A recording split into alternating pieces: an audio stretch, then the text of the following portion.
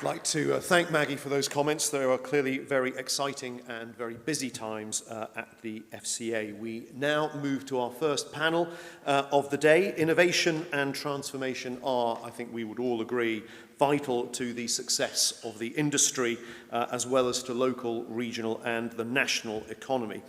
But what does that mean in practice, and how do we make it happen? We have a terrific panel to look at this, led by Justin Urquhart Stewart, Chair of Regionally. Could you please welcome Justin and his panel to the stage? Thank you.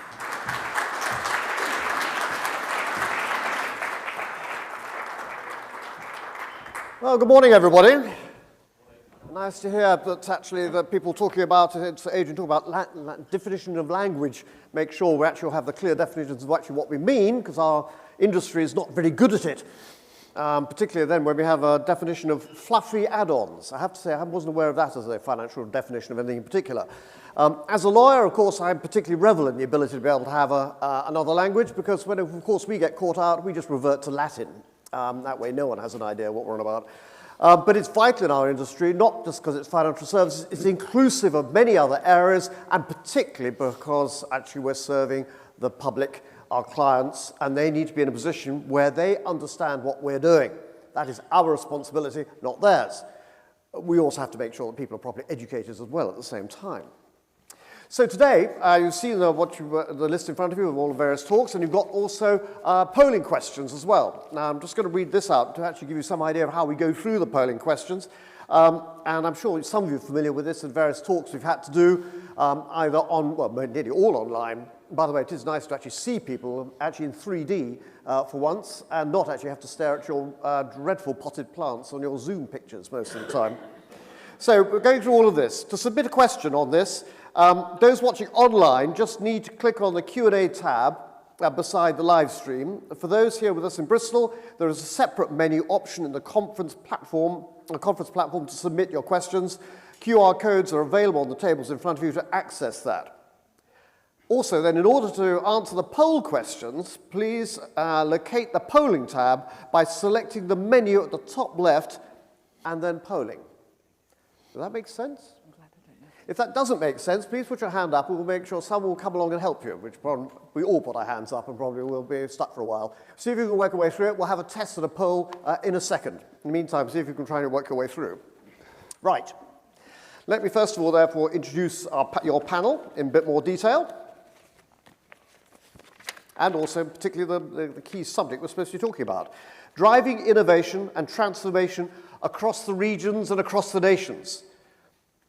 There is another country. It's called London. And although Hargreaves Lansdown are a fine representative of what happens outside London, actually elsewhere there are very little examples. Most of it is still dominated by London. Has that always been the case? No, it hasn't, actually.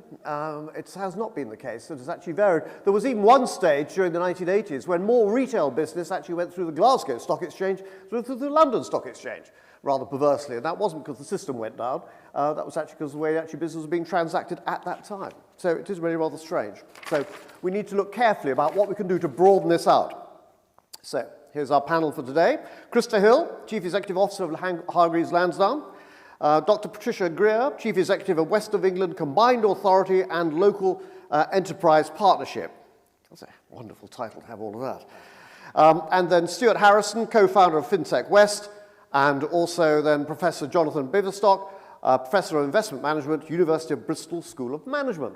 Right, we have now basically roughly 3/4 of an hour to actually go through the points here. We'll be taking up questions from yourselves, but also I've got questions as well.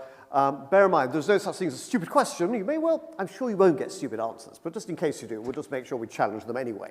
So with all of that. So what I'm going to ask, first of all, is the team here to actually just run through, give us their, not only just some background of their views and opinions, but also how they fit into all of this. So, Stuart, can I start off with you? So, Stuart Harrison? Give us certainly. Morning, everyone, and good to see everyone here. Hello online, wherever you are. I'll be joining you later.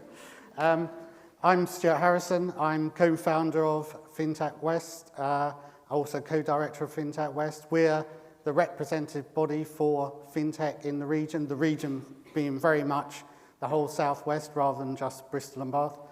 And we work obviously with a lot of organisations across the region, but we also work nationally with bodies such as Innovate Finance, FinTech Scotland, FinTech Wales, FinTech North, and people like TheCityUK as well. And FinTech West has been around for 4 or 5 years. We've seen dramatic change in that time, very dramatic change, not necessarily helped by lockdown, although that did very much accelerate the use of FinTech by everyone. And I like to think that I'm quite representative of FinTech because although I've always had an interest in finance, my background's actually technology. I was originally started with Oracle way back in the 80s, which I always regret saying because I feel so old. And that's how I ended up in Bristol, helping Oracle set up the original office down here.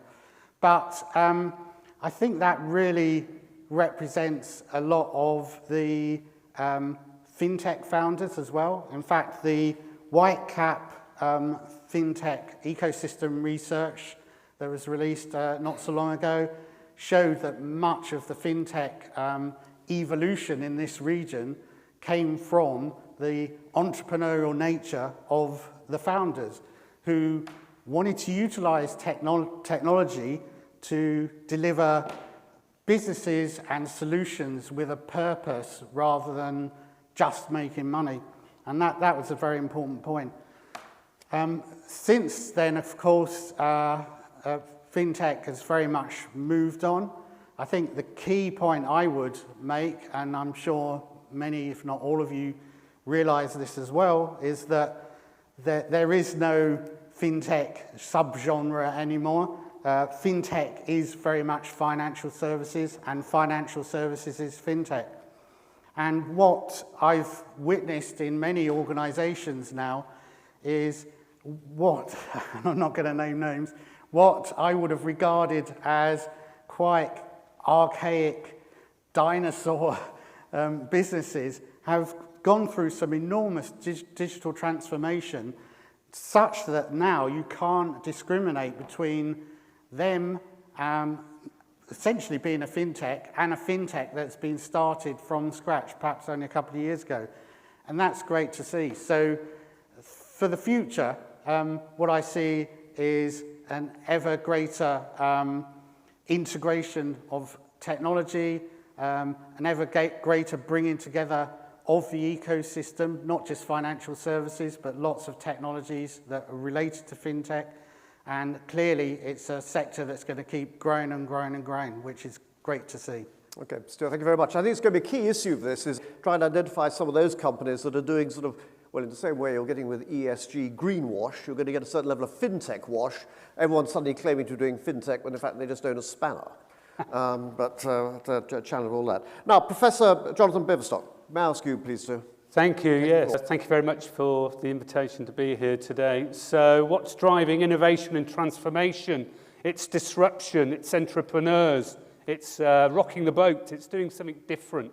And I think to highlight the renaissance of the city region, Bristol, Bath City region is in pole position to drive this innovation, most definitely. And this is my pitch. I'm a boosterist for the city region. So underpinning transformation and change in financial services and banking and so on, and professional services are the disruptors, the entrepreneurs, the techs, but also those who are starting new and different sorts of businesses to reach out to different audiences. That's really important. And what is underpinning this, of course, and it was mentioned in our two keynote addresses, is talent. And the Bristol and Bath region are in pole position for developing talent, for nurturing talent, and importantly for retaining talent, to be sticky and to ensure that the city region plays its part in the transformation of the nation's financial services sector. There is life outside of London, and it's thriving, and it's particularly buoyant and innovative in the city region. And I think what is significant about talent is that we are in a region which already has significant skills. It's a very creative city region. It's a very entrepreneurial city region. We have high-value manufacturing. There's connections between creative and those high-value added activities. But also there's a supply of talent in the region, and this is really important. It's not just through the world-class universities, but it's also through the schools and the colleges that are pushing and nurturing people into these particular pipelines. And I think what's underpinning this now in terms of the future is the importance of EDI, social mobility, in the ways in which talent can be renourished from different pools and different sources. Jonathan, can I stop you there? But first one, EDI? Equality, diversity and inclusion. Thank you. And I think it's really important that the talent pool is nourished through these new and these important supply issues. So to sum up, the Bristol City region, I think, is going to play a significantly important part globally in disrupting and taking forward in an innovative, entrepreneurial way the banking and financial services sector in the region, but importantly in the UK and beyond. Jonathan, thank you. I think the need for talent, yes, sticky talent, I think you might need some atomizer for that to try and cleanse yourself. No, but it is vital. We don't, at schools, we barely educate people about finance at all. And it's really, although they've brought in some rather sort of simplistic modules, it really has been, really is a bit of a disgrace. Then also, when you find people running businesses, no one's taught them either to understand capital raising and all those mechanisms. So the need for this, I think, is increasingly important. So on all of that, right? Okay, let me then we'll pass on, please. Christopher Hill, Chief Executive Officer of Hargreaves Lansdown. This is your patch. Well, it is the centre of your patch, put it that way. It is the centre of our patch. We have 1,800 people working about 10 minutes that way. That's in reception. That's all right, carry on. We're the UK's biggest FinTech. We probably were the UK's first FinTech. Everything that we do is all online, and the trends that we've seen over the last few years, more and more people, more young people, wanting to get engaged with and managing their finances for the future, because there's one of the big lessons that comes out of the pandemic. It's all about resilience and all about having financial resilience. And we are very passionate about pushing that agenda because it is so important. But to transformation and innovation in the region, for us, this move of people wanting to manage their money, it's all done digitally. And our team of technologists, who are broadly about a quarter now of the colleagues that we've got, the importance that those skills bring to the development of the business. And it's a business that's got to keep evolving because, look, I think it's a really exciting time to be in business at the moment. The reason I think that is because the rate of change of technology is matching the rate of change of consumer expectation. We've seen through the pandemic how people buy services, goods, etc. online. Well, for your Amazon shopping, your grocery delivery, and for the way that you manage your finances. It's a really, really important time of change. And we are very, very proud of our Bristol heritage. We were set up 40 years ago in a spare bedroom somewhere up that way. If my geography's right, Justin, but I think it's that way. And we've grown from there. And we are very proud of Bristol as a FinTech hub. Bristol's actually probably the home of user experience, which is an integral part of that whole digital economy. And the way that we then think about it is working with businesses and working with the community of which we're part, the university, working with the university on data analytics, data intelligence, data research, and it's of organisations sharing together. And that's what actually helps to build and grow and grow the region. And I think also, you know, the talent point is absolutely key. We are very fortunate with the strength of the universities that we've got here, but also the diversity of our workforce is really important, because we have 1.7 million clients, and they don't all look like us. We need to have a range and a diversity in our workforce to really be able to engage with people. So we kicked off the Southwest Mentoring Campaign. We've built that up with firms together in the region. This year, we're very pleased with, we helped launch the pilot of the 10,000 Black Interns project, which was really a London initiative, but we worked with them and said, look, it's a great idea. Can we do something in Bristol? We worked with the Mayor's Office, we worked with a whole bunch of Bristol organisations, and we placed 46 interns with about 20 organisations. And I think to this theme, actually building up the regions, you've got to work together in a region to build it up. You build on your strengths, but you recognise that actually where your roots are is very, very important in how you grow and build talent. I'll come on to you in a moment, Patricia. Just merely to say, we're going to have a poll question in a second, so for those of you here, but also those online, the poll question will be asking on this, which of the following areas will be critical for future of financial and related professional services? Which of the following areas will be critical for the future of financial and related professional services? And then there's a split there, which is diversity and inclusion, AI/machine learning, digital and tech innovation, and green finance. I'll repeat it in a second, but give you a chance to actually work your way through to try and find the polling elements and how to actually vote accordingly. If you've got a problem, please do put up your hands or go online to seek some help there. But, so forgive me. Dr. Patricia Greer, your turn, please. Give us your view. First of all, I think I should explain what the West of England Combined Authority is. That's a good idea. Yes. We're a relatively new body. We were set up just under 5 years ago. And basically, our job is to develop the region. So we've got a sole purpose, which is delivering economic growth in the region. So my boss is an elected mayor for the region, because clearly the things that are about developing economic growth don't stop at borders of local authorities. So I had a Conservative mayor for the first 4 years. I've now got a Labour mayor, Dan Norris. Now, the things that we do, they range from things like we run something called Invest in Bristol and Bath to attract businesses to the region and help them move to the region. We support innovation. We work with the universities. We work with businesses. We put money in to support those businesses in developing their innovation. We also develop skills in the region. We run the adult education budget. We have a skills plan for the region. But we're in every school in our careers hub and working actively through a whole range of programs to basically make sure that we've got clear pathways for people into the jobs at all levels, and working with employers as well. And then we do the sort of more traditional, if you like, business support and infrastructure. So with the Transport Authority, we work to build homes.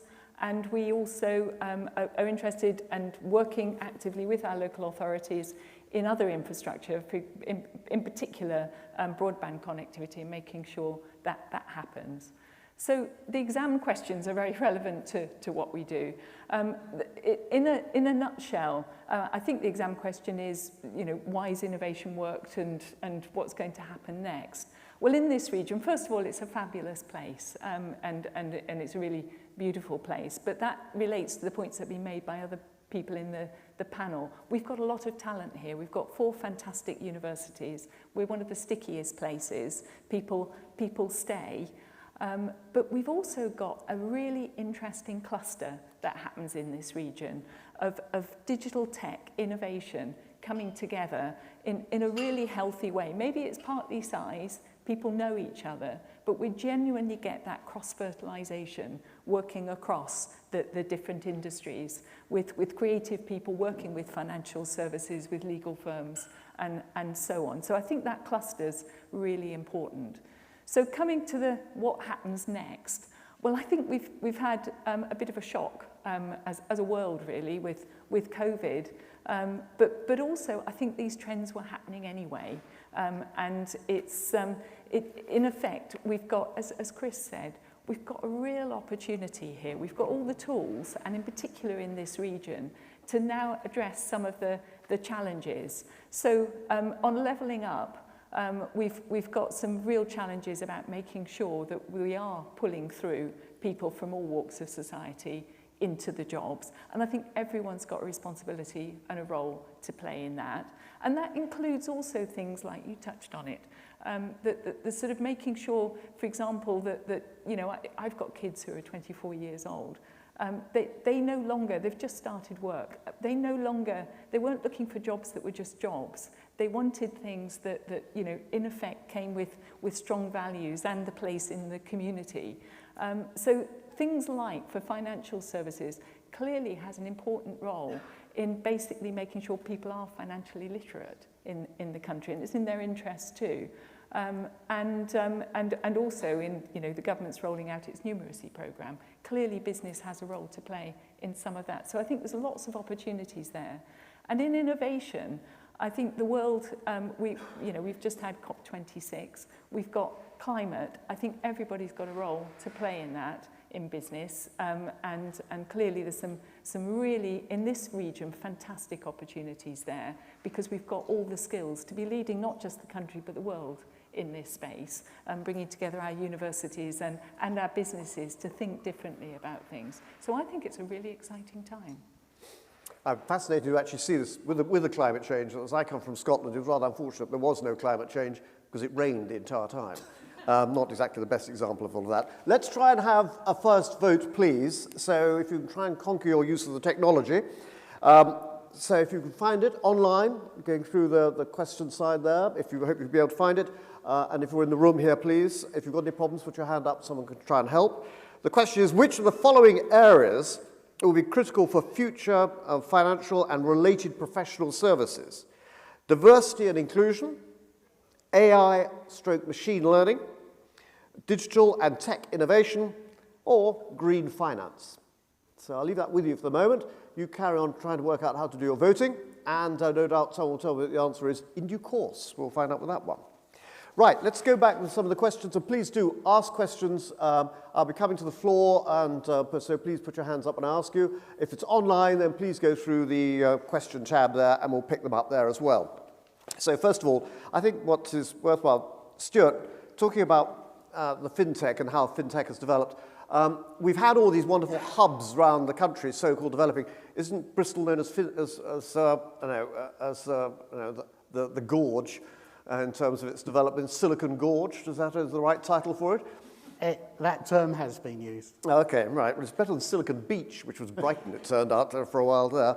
But actually, are you now seeing this breaking through away from just being the technical people operating it into the broader mainstream? Because all very well talking about FinTech, to most people, they still don't actually know what you're talking about. Indeed. I think there's been a big move from being a niche operation as far as FinTech is concerned. The typical tech people like myself that have sort of helped FinTech get off the ground and formed the first businesses. But as I mentioned earlier, it's now mainstream, and you cannot run a successful, unless it's very, very niche, run a successful financial services business without utilising technology for data analysis, for performance, for accessibility. So there's so many aspects of financial services that need technology nowadays. It's inseparable. And do you think the actual users themselves are coming with it, or because is there a gap between the FinTech that's being developed and then the users trying to work out actually what's happening? Or is that just generational now? I think generally the FinTechs are delivering what the users want. And there's been a long period of time where perhaps too much power has been in the hands of the companies delivering the applications, and that they haven't been able to deliver the applications that the users demanded, whether that's been mobile-based or certain functionality, certain easy use. But that is now being delivered by the innovative businesses, both FinTechs and sort of existing financial services businesses that are transforming themselves. Professor Beaverstock, you're talking about disruptors. Where do you see the disruptors coming from? Are these the old businesses trying to reform themselves, or it really is the new people coming through who wouldn't have understood anything about financial services 10 years ago because they didn't exist? Well, I think it's a combination of the two. I think it's coming from the entrepreneurs and the startups who may be coming from a tech background rather than a traditional financial services background. And then to counter that, you have organisations, let's call them traditional organisations, who themselves are reacting to the disruptors through, the introduction of new innovations, new platforms, new products to come into this FinTech space. And I think what is interesting about FinTech is, it's a sector of the economy now, which will stretch and stretch and stretch. What we think about FinTech 2 or 3 years ago, it's developed significantly, and going forward it will develop further. But I do think that the nub of the question is about the role of entrepreneurs, the role of startups, maybe coming in from different sectors into financial services, but also the role of incubators and accelerators to then use that as an ecosystem in itself to take that forward. And I think that's been one of the successes of the Bristol and Bath FinTech ecosystem. Dr. Greer, we've got an issue here where we're covering lots of different areas, and yet the regulators have to try and catch up. You're in a position where you're having to cover all these different types of businesses and the knowledge of it. You can end up with either too much regulation or the wrong regulation because they're trying to regulate that bit of financial services and missing what's happening over here. Do you think the regulators are really understanding what's going on here? Well, how do we educate them? So I can't speak for the regulators, it's not our role, but I do think the regulators have an important role. And it's an important role particularly when we start thinking about, if you like, quite big change happening, because they need to enable innovation. And of course, if their ways of working need to at least keep up with, if not be jumping ahead and thinking what's coming next, because otherwise there's a real risk that your regulators will hold things back. And in effect, ticking the boxes of what and forgive any regulators in the room, but ticking the boxes of what the regulators demand could actually stifle innovation if it's not done well. But having said that, I was heartened by the speech earlier, which I thought was very positive.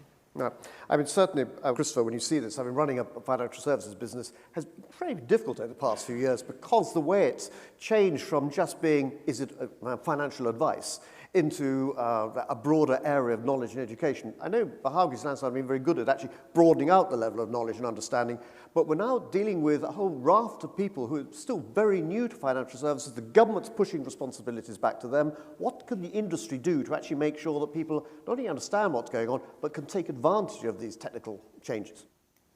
Well, I think the responsibility on the industry is about raising the level of knowledge. And the reason I say that is because fundamentally what we all want to see is engagement. Once people engage with their finances, we're going to see them do more, they're going to respond to the saving for their future, they're on a path.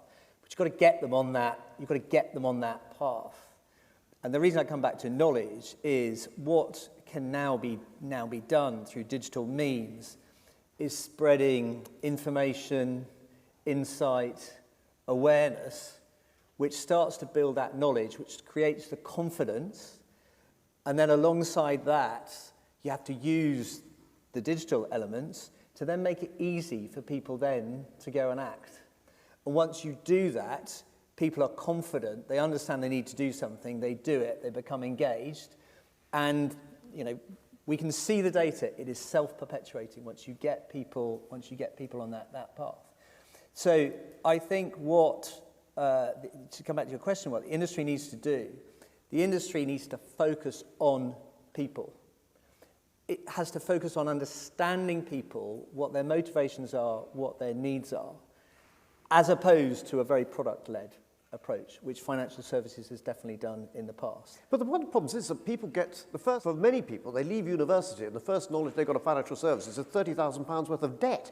And how do I manage that to actually not just pay that down, but how much I've got to try and save for a pension, if you know what the pension rules are in the first place. It's almost, we seem to leave it till too late. Do we need to start earlier on this? Well, there's a couple of things. So you then have those who are fortunate to get a job, who are now auto-enrolled. Right. So there is a sea change now in terms of people investing for the future. And there's a really interesting question that you can ask them after a few years when you say to them, right, if the worst happens, you're no longer around, who's going to benefit? Ask them that question and suddenly they get the significance of actually what's involved. Come back to your other point. And I think this comes back to, I mentioned a comment earlier on about resilience.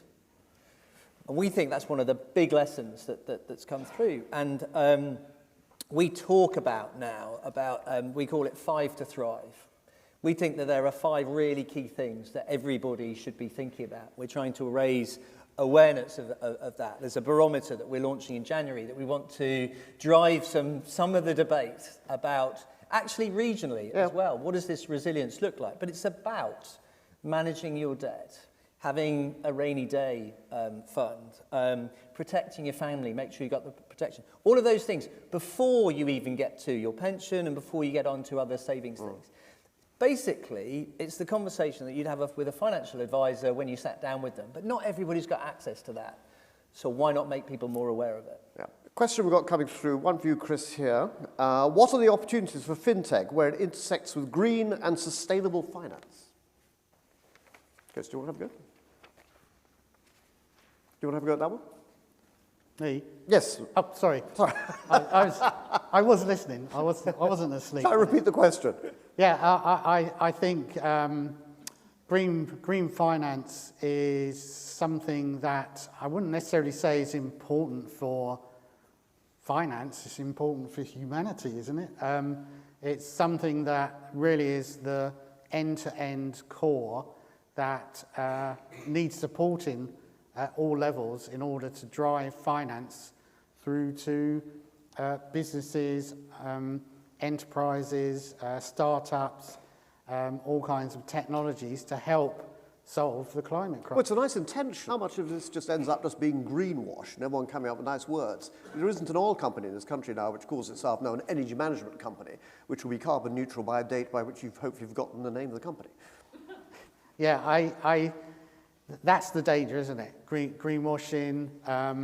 I think, I do hope that people understand, and I do think people understand now that climate change is real, it's here, we've got to do something about it, we've got to take the matter seriously. It's no longer an opportunity to undertake cynical marketing just to show you're doing something. We've really got to achieve results. Okay, Patricia, you want to? Just a comment. I also think the green fund, it makes business sense. Going back to my 24-year-olds and in effect what drives them and you know, when they've got some money, what their investment decisions will be and so on. You know, this is where certainly younger generations, but actually the population is ahead. The mood has changed and there is a real push for a different way of doing things, and in particular tackling climate and a different way of investing and wanting to invest in things that are going to make a difference. So I think there's a business reason for doing it apart from anything. If anyone's got a particular point they want to make on this or a question on this, please do put your hand up and we'll try and get to you. If I'm not facing you, I'm sure someone will let me know. So please do thrust your hand up with any point you want to try and make. I've got a question for you, Patricia, here. And it says, what support can industry get? What support can industry get from local and national government to succeed? There's a whole range. So look at our website. You didn't write this question, did you? I didn't. So Google us, look at our website, and click on business support. But there's a whole range of support. From particularly, we've done quite a lot through COVID recovery. So we set up a recovery task force when COVID first struck, working across the region, working with businesses across the region and partners across the region.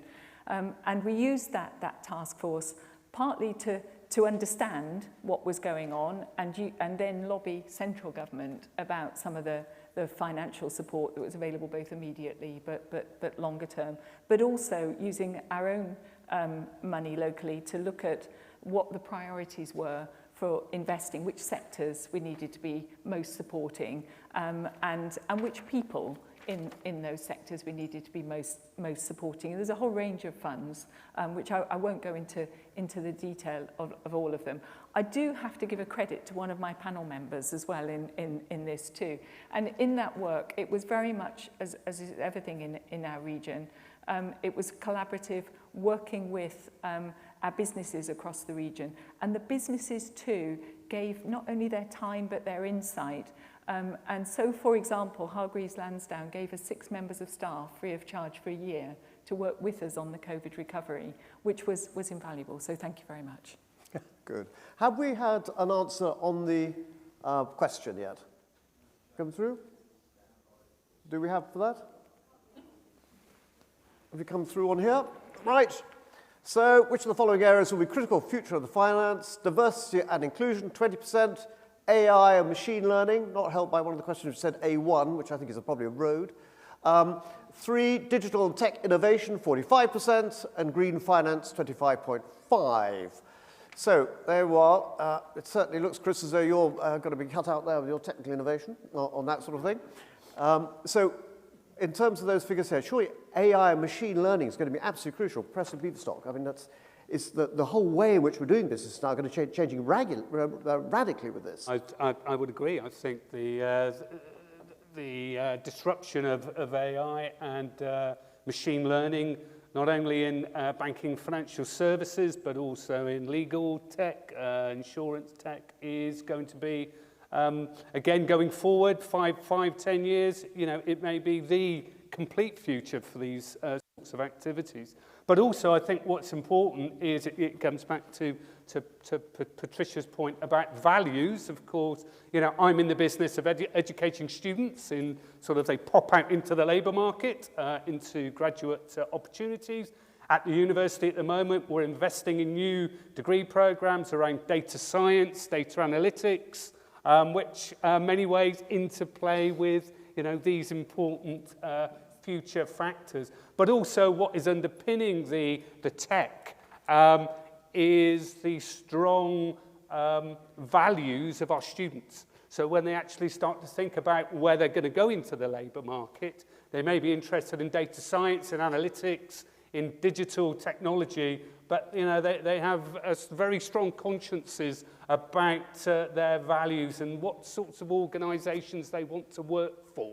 So I think this is a really important challenge, for you with respect to, how you position your organisation with respect to AI or digital, but it's so strong values as well. It's got to come through. So that human touch will still be very important. And yet you'll find then you come up with sometimes the greed and attitudes we're finding from certain investment areas such as private equity, who are almost living on the drug of trade, deals being done every 3 years, which almost act against longer term investing. So it's not just a matter of the audience, the industry has to try and change as well in all of this. Stuart, I had a question for you here. How do we maintain trust in technology and protection from cyber fraud?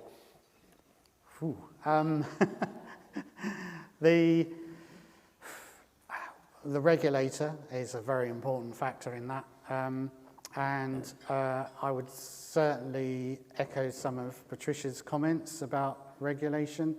I think the FCA has been fantastic in the evolution of FinTech, and certainly giving UK financial services a global reputation of trust. But of course, and I think that's part of the point to make about FinTech is FinTech, of course, is a label we give firms. Very often the firms don't give themselves that label. There are many related technologies. Cybersecurity is one of those. John's obviously talking about data science. One of our strengths in the region is how diverse we are across technology and in those important interrelated technologies. So this region is particularly strong, and slightly north of here is very strong as well in cyber security. That is a very important aspect of FinTech moving forward, and indeed trust for FinTech. You spend a lot of time actually making sure your clients are safe. But this is a big issue for the industry. When you see data breaches and things like that, get those wrong, and you've got a raft of now lawyers, even advertising on radio, saying you've had your database busted, join up with an action against, and we'll sue that particular firm. This is getting more and more difficult for companies to be able to operate like this, to know that they can be secure. Well, I think it's an ongoing challenge, and it's something that continually requires investment, because the data is key, it's sacrosanct, it's so important. So businesses have to keep investing in cyber defense, because cyber attack is a growing industry from whichever vectors it's coming from, and therefore ensuring that you're always developing, you're always incorporating the latest tools, the latest techniques, and ensuring that you've got the right talent to do that. I mean, it's the whole package, absolutely. Yeah. Okay, we've got 5 minutes to go. Can I just go through all 4 of you, and I haven't given you any chance of this. What's the one message you want the audience to have with this particular issue in terms of the change and development? Patricia, can I start with you? I'd say Unfairly. it's a really exciting opportunity and time, and now is the time to really be embracing that. Otherwise, businesses that don't will get left behind, because it's what in effect the population are now demanding, are different ways of doing things. So I think it makes business sense as well. Okay, Stuart. I agree with Patricia, and as I've said, I think it's a really, really exciting time to be in business. When you look at digital innovation, I was reflecting on the poll there. It's digital and innovation is the thing that comes through, and I think it trumps the others, because the others are all tools, and it's how you bring this together. And I think Jonathan made a really important point just now, and he talked about the people and what the people believe in. And as a business, you've got to think about this, because as a business, you're only made up of the people that you have within the business and the customers that you've got externally. And therefore, the values and the culture are really important. And you have to reflect on that, how that is changing at the moment. As much as digital and technology is changing, culture and values and what we believe in and what we think is important, especially with younger people as they come up through the workforce. And I think, if there's one message, the message is it's the whole package. It's not individual pieces. It's how the whole package comes together. Okay, so Beaverstock. Yes, I've got 2 messages. One is the significance of the city regions outside of London in driving innovation and transformation, and particularly the Bristol and Bath region. And second, it's invest in talent. But just don't invest in talent as we think about it today. Invest in social mobility, invest in EDI, because that's a really important mechanism to drive innovation and add value to organisations, but also to UK PLC. Yeah, I think building on John's point really, that we have a very fast-growing FinTech cluster in this region, but you can't do that in isolation. The UK has a global reputation for success and achievement and innovation in FinTech, and we need to collaborate nationally to make that a success. And I often despair when I hear people talking about competing with London. We're not competing with London. We should be working together with London, working together with Wales, working together with the West Midlands and so on. And we're all part of the national picture. So I would like to see a lot of the good work we've done already end up in national collaboration. And I think also one of the key things to come out of this as well is actually this need for clear communication. Because what you're saying is often very different from what people hear. How many times we send out emails and suddenly can realize we've got the wrong message out. What we write and what they read can be two very separate things. And in this industry now, we're going through this change. One of the most exciting things I saw over the past few years was actually introducing software games writers into our industry, a whole new generation of people who think in a rather different way from old farts like me, who were sort of brought up in a very digital age with a pencil. And see how quickly they can actually not just take your ideas, but develop them so quickly. And I think actually this puts Britain in a very strong position, because compare us with Germany or France, and you'll find that our FinTech developments are way ahead. And with the various centres, I made a comment about Silicon Gorge and Silicon Beach, but you go around the country and there are lots of those little silicon hubs, and they breed. And they breed, but they need with them the support from the regulator. They need support in terms of people understanding, and need support from investors as well, who will be coming through the likes of Hargreaves, Lansdown and others. So I think this is all very exciting indeed. So thank you very much indeed for this. Thank you very much, panel, for your points on this. I hope you have a very successful rest of the day. Please do, actually, if you've got other questions, please do send them in, and we'll try and make sure we get answers out to you. As I say, no such thing as a stupid question. Chances are we haven't actually put it clearly up to you. So thank you very much indeed, and thank you to the panel.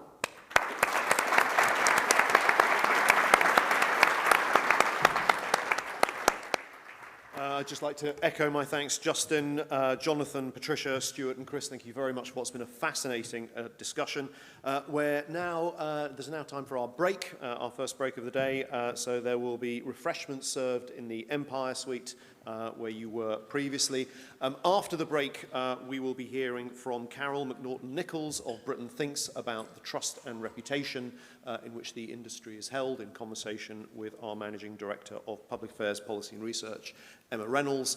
But for now, enjoy the break and see you again at 11:45. Thanks very much.